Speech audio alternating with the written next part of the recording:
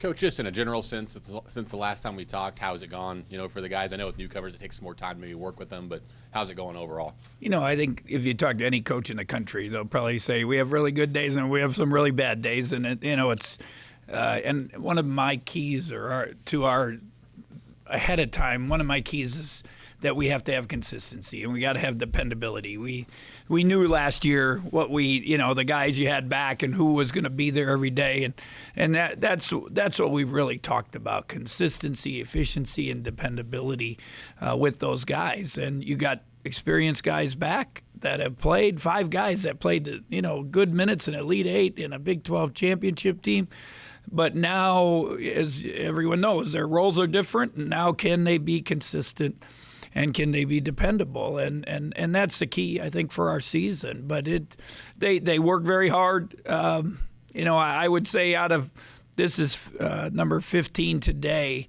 Out of 15, there was probably one where you were really disappointed that they just didn't have the energy. But that's expected. That's everybody, and it's a long stretch. And we've talked this middle part until we get to that first exhibition. Probably is the toughest stretch. That first 10, you're excited, you got get going. Then it's kind of, the dog days in that middle. And then obviously you get 2 exhibitions and then a game right around the corner. So it helps you kind of get refreshed, ready for that. So, but I've been pleased with the guys, and I really believe the older guys have set a great example. They've good leadership and help create, we talk about it, a culture of effort, and they've had those other guys playing their butts off. So which is really important for, continuing to make progress and keep the culture that we've developed.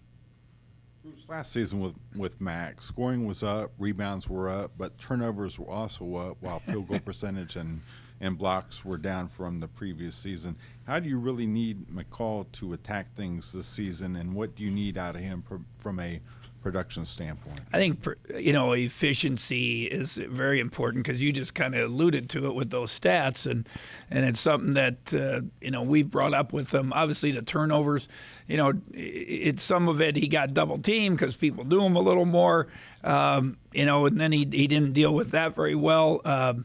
He wanted to do more himself, which, now he put himself maybe in some binds. So it's that, for him, that fine line of figuring out when to go, when not to go. And he's got to really work at getting open shots, because he can shoot. His field goal percentage history, is evident of that. And, if we can get him figure out how to get open shots, he'll make them. But the other part is just, to me, the best game is the last game last year. When he had a double-double, and that rebounding has got to be there. He can make a name for himself if he goes and block shots, rebound, things that no one else likes to do. But if he can do those things, it's going to help him and it's going to help us. How much upside is there for Jajuan Gordon in his freshman year, and in what ways do you need him to help the team the most, while at the same time continuing to grow himself? Well, he's got to get stronger, and he knows it. I don't know. Barry Brown was very, very motivated when he got here, and got after it every day. Dejuan has got that same mold. I mean, he loves it. He texts me in the middle of the night, what about this? He'll send me videos of plays from practice. What should I have done? But the strength, the physicality, and he's going to have to endure that. He's got to really do a good job taking care of his body so that he can be productive, not only here but at the end of the season. He does some of those intangibles, tip dunks, steals, all those little things. He just kind of does it instinctively, and it's something you can't teach. And so if he's going to do those things, he's got to keep his body. He's got to get stronger, and he can't get tired. And he's gone through that already. If you talk to him, I'm sure he'll tell you that this is hard, and he's got to adjust to it, and he's got to keep making progress with that part of it. We kind of know what to expect out of Mack at the 5, but what do you have planned for the 4 and then also the 5 when Mack's on the bench? Well, I think probably the nicest surprise, and I believe I told you guys this summer, Levi had made really nice strides. Then he got hurt. He sat for about a month or so, and then it took him a little while. But this last stretch of practice, he's done a lot of nice things. We just looked at it. He's our leading rebounder in the last 2 weeks. He's our second leading scorer in practice in the last week. So he's done a lot of nice things for us. So that gives you a little hope, a little bit of more depth. Whether you play two bigs at times with Mack and him, or that gives you a backup, at the 5 for if you start Mack at that 5. The two young guys play their butts off. They're not perfect by any means. I think they complement each other. Each one of them has their own strength, and Antonio and Monte. So they're gonna get some minutes. There's no doubt. We might have to grow a little bit and learn and have some setbacks because they are young. And then at other times we can go small ball. And we've had a bunch of the NBA people coming through, and I was talking to the Clippers last week and asking about Rodney, and when you look at their roster, it's very guard heavy and wing heavy. And they just said, "Hey, we're going small ball. We're playing Leonard and George at the 3 and 4, and then we got our 1 and 2s, and we're going to play one big." So that's the way basketball is now. Now can our guys, can we do a good job with that and use that at times to give us a different weapon and a different strength? Kind of along those lines, the starting lineup could change, depending who takes that point. Do you feel like David is at all in a position where he could start at the point? Yeah, I don't know. I think he's got the ability. He's started to make some stride. Again, somebody that sat out the whole summer. He's had to catch up physically, conditioning-wise. Defensively is his biggest setback, but a great passer, which, when a lot of stats aren't transferable from high school to college or junior college, but one thing that usually is assists and rebounds, and he's led the nation in assists. He passes the ball, little forces it sometimes. We've had too many turnovers, but he's probably one of our leading assist guys in this first stretch. Got to get better on defense, but there's a chance that it gives you another look. He's going to play. There's no doubt, but you can play him and Cardi. X. You can. He could come off the bench and just a lot of different looks. And the thing we like, and we talked about as a staff this morning, when we move the basketball, we can score. And we got some guys that are willing passers. So that's been very positive here in the early stretch of practice. Jump will Cardi have to take this year just in terms of scoring the ball for you guys and how close is it? One of the NBA guys said yesterday, "Who's going to score for you?" And he's got to, and he's capable. It's just, to me, it's consistent. He's had his days. He doesn't practice guys for 4 weeks. We put him in an Iowa State, and he get 15, 16 points in the Big 12 tournament. So he's capable of it. Now it's can he do it consistently? And he's going to have to, if we're going to be successful, it's got to be 12 to 16 every day. And then he can have his, big games in that stretch. But he's capable of scoring in a lot of ways. He's just got to learn not to try to go every time and rely on his teammates. Sometimes he's got to create, but sometimes it's got to be for others. Sometimes it's got to be for himself. I've been really happy with his progress the last I would say 7 or 8 days. I think he was overdoing it early, trying to do too much, and now he's kind of figured out, I got other guys I can pass it, I can create for them. It's hard to stay in front of them, and if we can use that in a lot of different ways. As a senior now, is Xavier taking a step forward in terms of being a vocal leader? Yeah, he has. He really has. I think he's starting to feel more comfortable himself. He realized that he has to do it. It has not been an easy spring, summer, fall for him. There's I talked with you guys before. I think this summer, the stress, the pressure he went through, going through all the workouts, making that decision. You could see he was mentally drained when he got here at the start of summer. But even now, it's hard for seniors this is it. And I keep emphasizing to all our guys, and especially the older guys, worry about today. Worry about what you can control today, the process. You can't worry about the future. You don't know what's going to happen. And I'm trying to, and I've said it to you guys, I want him to smile. I want him to be happy. If he's happy, talking, enjoying it, I think he can be a very good player and one of the better players in the league. That was shortly after he arrived. I was speaking to him, and I asked him what he wanted to do in this freshman season. And he said, I want to prove that I'm good enough. In your eyes, Bruce, what would be good enough? And does he have a lot of pressure on him? Oh, I hope he doesn't have pressure. His pressure comes from within. He's so driven. I mean, he did what I talked about before. This is a dude that's sending me video as a freshman from workouts and practice. I mean, he wants to do well. He comes in the office. We're trying to get him consistently after class to come and eat because he's not a great eater. He just never had that opportunity. He's driven. I would say consistently give us 20 to 22 minutes where he's going to be a stat filler.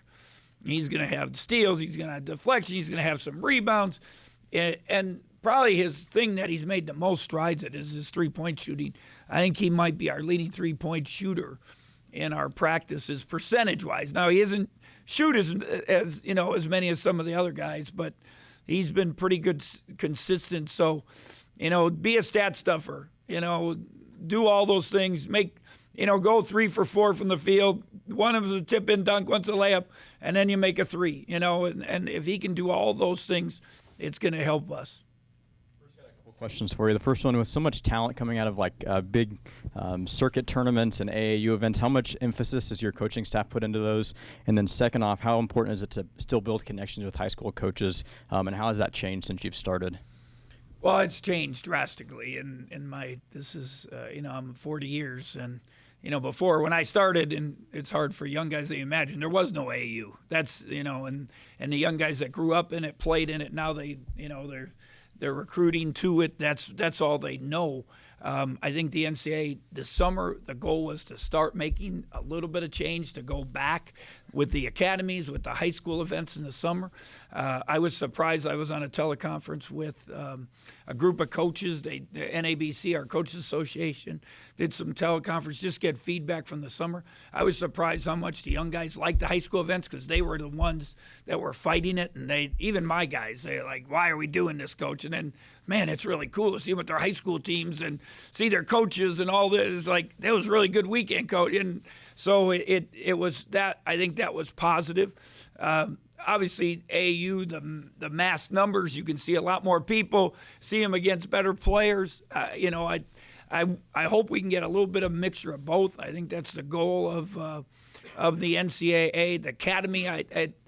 They got a lot of negative publicity because they didn't get the top players, and hopefully we can work with AAU. We can work with the shoe companies, and the academies could be a very positive thing because we had college coaches, Tim Miles and Steve Lavin and Gary Waters and all these guys working it, in Division II head coaches, and that coaching and the influence and the knowledge that they can, and wisdom they can give these kids, I think it'd be very helpful. So change is hard, and it's not going to just come overnight. I know the NCAA is committed to a 3-4 year plan to see if these things can be a more valuable tool and help help us with recruiting and help the state of the game also, I think is really important. And obviously the influence of certain elements in the game that cause predicaments in recruiting. The players seem to bring this up every year, so I guess it's not a big surprise they did again, but talked about maybe playing a little bit faster this year just with the lineup that you guys have. Is that a real possibility that you guys could get out and run more? Well, I think it's important, and it's funny when you recruit kids, we want a fast break, but then they get here and running is hard. Getting up and down is hard. And I keep telling our guys, right now our biggest problem is turnovers. And, it's probably around the country. If you go to coaches, trying to do too much, going too fast, and we got mixed groups. Every day I mix the groups. I don't just put Cardi, Xavier, Mack, and those guys together every day. I want good competition and practice. And that causes some of the turnovers. But, one, I want to push it because I think we have athleticism. I think we have, I said, willing passers. We got, we should have guys that should be able to get out on the break. When Mack runs, he's as good as anyone, big guy beating people down the court. But now we got to see him. We got to deliver, so he wants to run every time. And then he's got to be in condition to do it every time. So, it's something our coaches feel is important, but if the players want to do it, they got to do it. That means conditioning-wise. That means do it every time, not just when they want. And then they got to take care of the ball. And otherwise I can't. We can't have 30 turnovers. We're not winning. And it's just, we don't have that old team and that dominant team that we can overcome that. So I would love to do it. And I think we got to, one of the emphasis I put is we have to find ways to steal baskets. You can steal baskets off a transition, off your defense, and that's going to help when you talk about scoring. That's going to be important for us to get those extra baskets off of some of those little plays. You mentioned Xavier being, like happier and more of a leader and that sort of thing. But as far as on the court, what do you kind of want to see out of him this season? Efficiency and consistency. He and you guys know, you've watched. He's had great moments. This is a dude that scored 20-something in a Sweet 16 game against Kentucky, in a high-profile game when everyone's watching. And he's had his other, shining moments. But, and you want those moments, but you got to have the consistency, especially for a team. We got it. He's got it. He's got to make his open threes, and we got to help get those threes. But he can, again, steal baskets. Go get a putback or two a game. He's so athletic. Go get a run-out dunk. Get it. We set little plays up for him. Post him up, whatever it might be. Just score in a lot of ways. It just doesn't have to be one thing. So, that efficiency and being versatile should be his strength. Going back to David for a minute, I think there's always that expectation that a JUCO guy is going to come in just being more mature and more ready to contribute immediately. But we kind of saw it last year with Austin. That's not always the case. So, what are realistic expectations for totally David? Different people. Yeah. We knew ahead of time we knew he could rebound, but his immaturity, preparation, things like that. David's totally opposite, and this is a young man that, if you go back and look at grade point was in the threes. Had probably one of the highest test scores of our guys. But he went to a prep school, and they did not count anything. The NCAA did not count any of his scores. So that's why he ended up at a junior college. So, and then when you got a kid that cerebral, has that basketball IQ and understands how to get it to people and pass the ball, so that part's different. And now playing defense is a lot harder. Playing without the basketball is a lot harder for him. Those are things that, he has to grow and learn for. But he wants to. It's hard. It's hard for him, and especially Coach Lowry's all over him every day about defense and not taking plays off. And, you just can't do that. And he's catching up on his conditioning. We did a little. When you talk about playing fast, I play a game, it's a 15-second shot clock game, and they go for 4 straight minutes, and they can't stop. And, David and Dejuan, a couple of those guys were like, they told me they wanted to play fast, but they were trying to walk the ball up, and the shot clock's going off. So it's just, they got to get in that shape and condition to do some of those things. This year, at least at K-State, he's taken 19 total threes. Is there a certain number? Are you I happy don't with think that? there's a number. I just want open ones. He can make open shots. He's got to find ways to get open shots. I just don't want him to force things. He's got to let the game come. And again, even last year, I never said don't shoot threes. Now, Dean was out there, and we had 4 guys on the perimeter, so it was hard for him. To get some of those looks. And this year it'll be, I hope a little bit different for him. And then we got to set him up to get some opportunities where every team has plays that they're geared for Leonard or they're geared for, whatever pro it might, LeBron or whoever it might be. Same thing with us. We got to find some options to help Xavier get shots. Cardi, Mack. And, go-to plays where we know we can get baskets from them in those situations. Different or not different, have you guys been received on the recruiting trail in the last 3-4 years? Maybe since compared to when the Barry Dean Cam class came in to now, like how kids are receiving you guys? I would say we definitely have gotten, it's better reception, better attention. But at the same time, the key to me is finding guys we can get. And obviously we've had some success. I can't talk about guys, but, before, if you were top 50, we weren't even in the, they wouldn't even answer your call. 50 to 150, you had to be a special situation. And then, we had to find the other guys where now, that kind of that middle group, we at least they're listening to us, talking to us. They, made visits or whatever it might be. So it's helped. There's no doubt about it. And, I'm happy with the coaches and, but I told Kellis the other day, we had a kid out of Kansas City. I said, who won the Big 12 last year? I gave him 3 guesses, and none of them were us. And he still doesn't know. So somebody's not doing their job in Kansas City, I would say. So.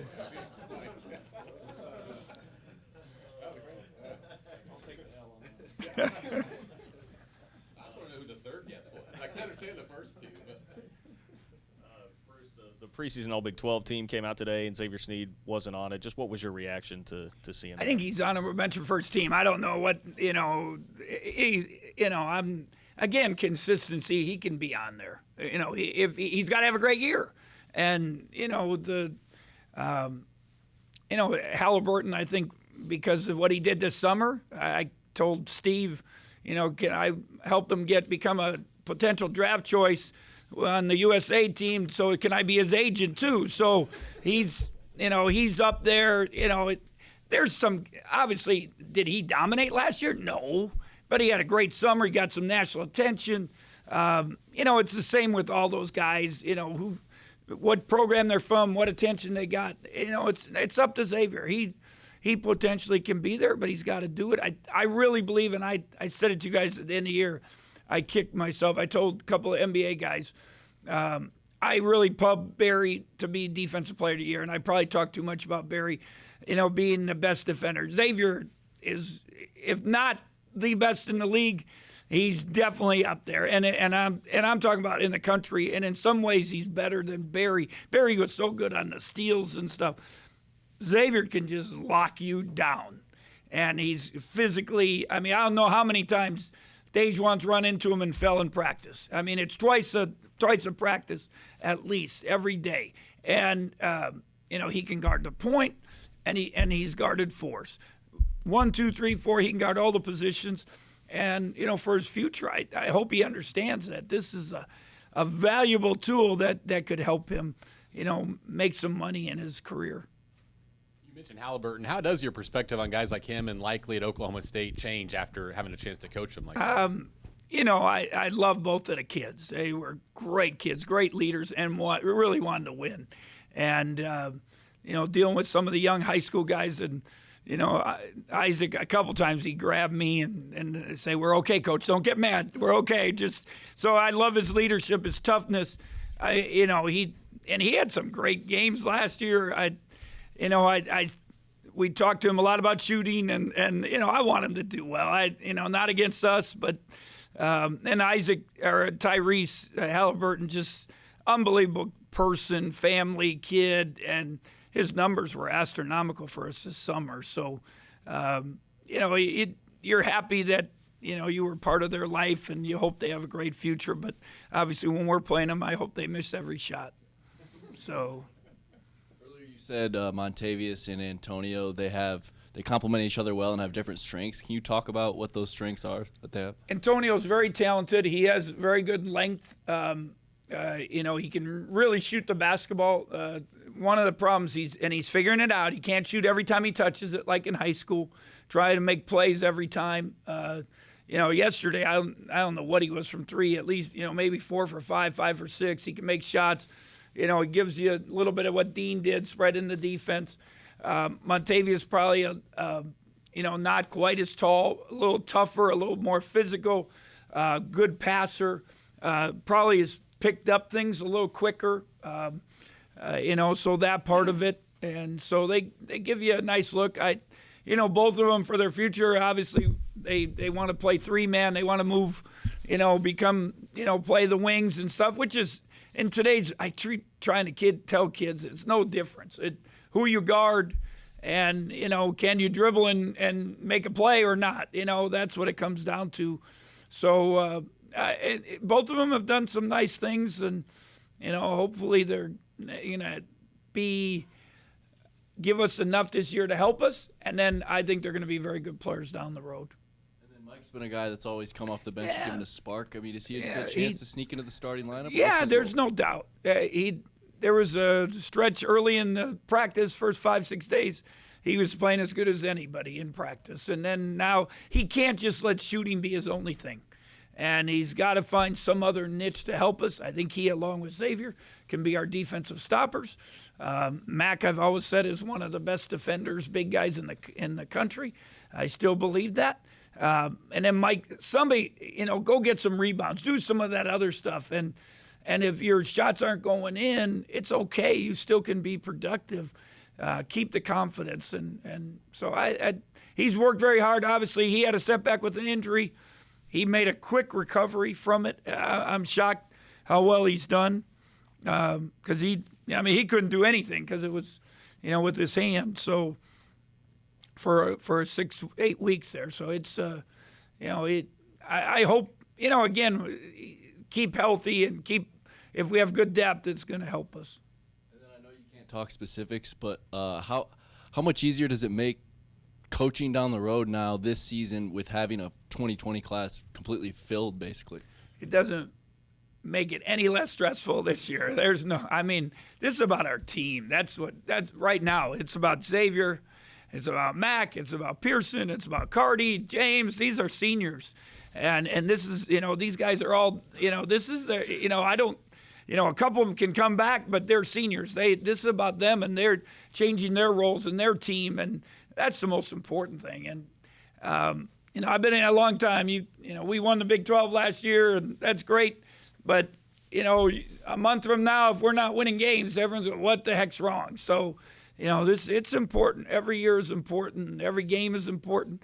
And that's what, I want to have a great season this year. That's to me, getting the NCAA again, give these guys that opportunity. You mentioned the consistency with Xavier being so important. What conversations have you had with him about, I guess, mentally preparing for the load of being the guy every night and having that expectation? I think my big thing with him, and I sat and talked with him last week, one, just enjoy every day, come to practice, make the most of it, keep getting better, keep being vocal. Think, my whole thing is if you worry about everyone else, you worry about your team, it's a lot easier on yourself. One of the quotes I love, help other people reach their dreams and your dreams will be reached much easier. And so it's, that's what, I know he has dreams, he has goals, a senior year, a lot of stress. Where am I going to be next year? What's going to happen?